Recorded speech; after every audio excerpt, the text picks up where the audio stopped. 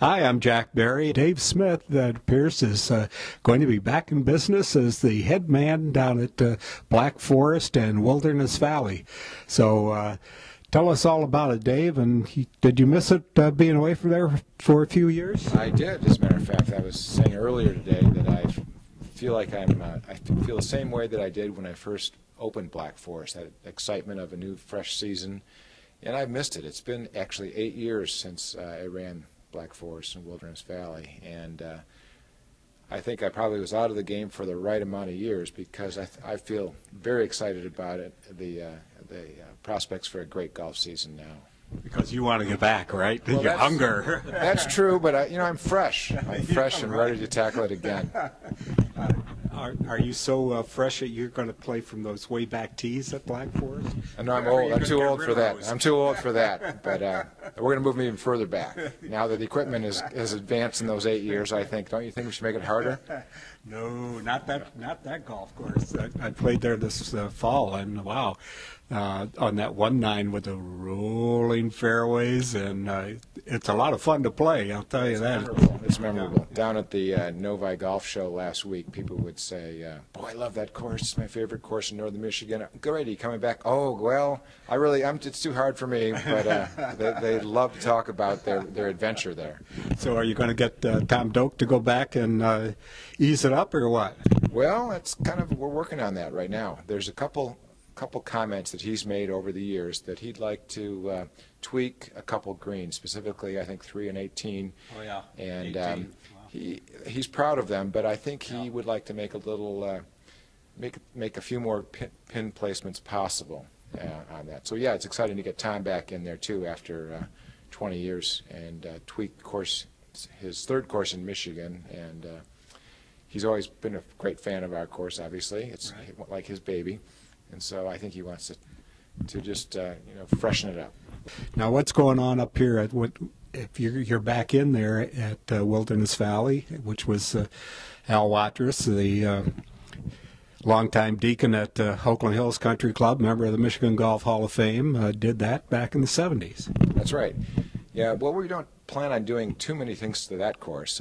That is really a favorite. In fact, just in the last 30 days since I've been back answering the phones, it reinforces I guess the love of that course being a nice user-friendly course. But David, please don't change it. I've been hearing. So what happened to me was my kids were, as you know, I lived downstate, and my kids were growing up in the 90s, and just in the year 2000, it was very difficult to be away all summer long while they were in those formative years. Now they're all grown up and live out of state, so I'm free to go back to my other baby. One of the things I like about Wilderness Valley and Black Forest is you're out there by yourself, it seems like. I mean, it's just you are pure northern Michigan. That's exactly the word we like to use. It's pure golf. You don't pass by Little Tykes play equipment along the fairways. You're out there in the woods, hopefully, and not always, but in the deep, dense Black Forest woods. Yeah. How did you come up with that name? Well, I guess that was obvious, wasn't it? That was that cavernous first drive to the first tee, I think. And Tom, actually, I didn't come up with it. Tom Doak said, "I got a name for you. See if you like it." And he said, "Black Forest." And I said, "I like it." It's perfect. We started a little bit mentioning Black Forest, which is one of your early designs, and it's one of the jewels of the Gaylord Golf Mecca. Can you talk a little bit about that one? It's one of my favorites. Black Forest was the third golf course I did, and it might still be the hardest golf course I did. At that time, 20 years ago, all the resorts in northern Michigan made a big deal of how hard their golf course was and how high the slope rating was. And the original course at Wilderness Valley didn't fit that mold at all. It was a nice, friendly golf course for people to go out and play, but not very difficult. So the client told us, "Well, I just don't ever want somebody to come in and say it's too easy." And I doubt he has heard that from very many people since Black Forest opened. it's a big golf course. It's just through the woods, and we came up with the name Black Forest because the woods are so thick there. You don't, if you hit it in the woods, You're out of bounds. it's hard to find your way back out. Challenging golf course. It's really the first golf course that I built the big dramatic bunkers that we've become known for now. Before then I'd worked for Pete Dye, and he always built just flat bunkers with grass faces. And so when I started trying to do courses on my own, I knew I needed to do something that looked different, and I loved that feature of older golf courses, but I didn't really know how to build them because I'd never tried. So it took a couple of 3 golf courses of practice to get to the point where we could build those. And now, of course, I've got 4 guys working for me that could build them in their sleep, and we've worked in some really beautiful places. But that was the genesis of that idea, and it's funny now because you see those bunkers everywhere. Everybody's trying to do that same style.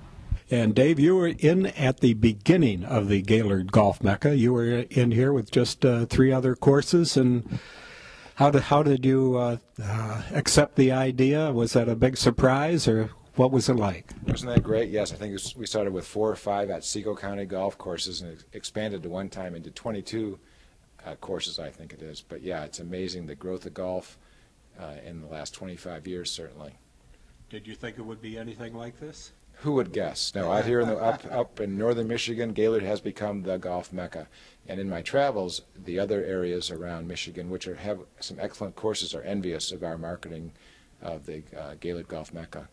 Well, it's been, I think, Keith Gornick's idea from the beginning, and then Dick Weber, and then Paul Beechnau came along, and has been very successful from all reports. And you've brought in a lot of national writers and even international writers. That's right. Actually, years ago, I was invited to speak at the National Golf Course Owners Association in Orlando about the great co-marketing of the Gaylord Golf Mecca.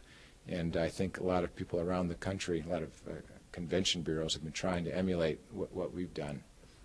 So now, are you ready to jump back into it? Are you carrying the flag? I'm excited as I was 25 years ago. You bet it. Okay. Thanks, Dave.